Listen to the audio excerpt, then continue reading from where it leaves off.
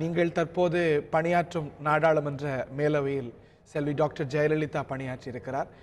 அவருடைய அந்த கால செயல்பாடு, அப்பொழுது இருந்த மூத்த நாடாளுமன்ற உறுப்பினர்கள், இன்று குடியரசுத் தலைவராக இருக்கக்கூடிய பிரணாப் முகர்ஜி, அன்றைய பாரத பிரதமர் இந்திரா காந்தி உள்ளிட்ட பலருடைய வியப்பையும் பாராட்டையும் பெற்றது அப்படிங்கிறது நீங்கள் நிச்சயம் அறிவீங்க.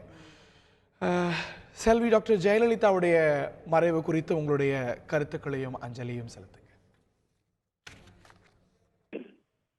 தமிழக முதலமைச்சர் ஜெயலலிதா அவர்களுடைய மறைவு தமிழ்நாட்டில் உள்ள எல்லோரையும் கலங்க வைத்திருக்கிறது. கட்சி வேறுபாடுகளை கடந்து அவருடைய ஆளுமை திறன், ஒரு பெண்ணாக இருந்து அவர் சாதித்த அந்த சாதனைகள், நீங்கள் குறிப்பிட்டது போல நாடாளுமன்றத்தில் இருந்தபோது அவர் பணியாற்றிய நேரத்தில் ஆற்றிய உரைகள் ஒரு நல்ல பதிவாகவே இன்னமும் இருக்கின்றது. நாங்கள் அதை படித்து பார்ப்பது உண்டு. அவருடைய சாதனைகள் என்று அவருடைய ஆளுமை திறனை சொல்கிறார்கள், துணிச்சலை சொல்கிறார்கள். என்னை பொறுத்தவரை இந்த காலகட்டத்தில் ஒரு சிறிய குழுவை ஒன்று கூட்டி அழைத்து செல்வது என்பது கடினமான காரியம்.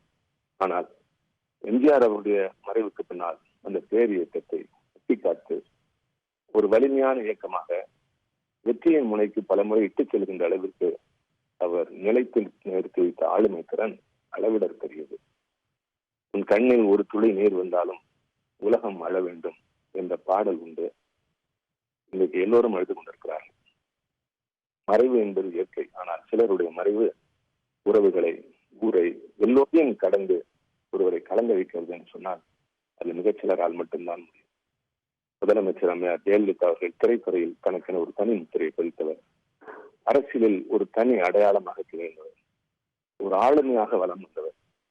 பெண்களாக இருந்தாலும் துணிவு இருந்தால், உறுதி இருந்தால், அறிவு இருந்தால் எதையும் வெல்ல முடியும் என்று நிலைநிறுத்தி அவருடைய பிரிவு என்பது ஒரு பேரிழப்பு. தமிழகத்திற்கு, இந்திய அரசியலுக்கு எல்லா விதமான வேறுபாடுகளையும் கடந்து நிமிர்ந்து என்று பார்த்து செலுத்தக்கூடிய அளவுக்கு அவருடைய வாழ்க்கை அமைந்திருக்கிறது. அவருடைய மறைவு நாள் வாழும் எல்லோருக்கும் ஆறுதல் சொல்லக்கூடிய நிலையில் என்பதை விட தமிழகத்தில் வாழ்கின்றவர்களில் ஒருவர் என்ற வகையில் நானும் அந்த துயரத்தில் பங்கேற்கிறேன்.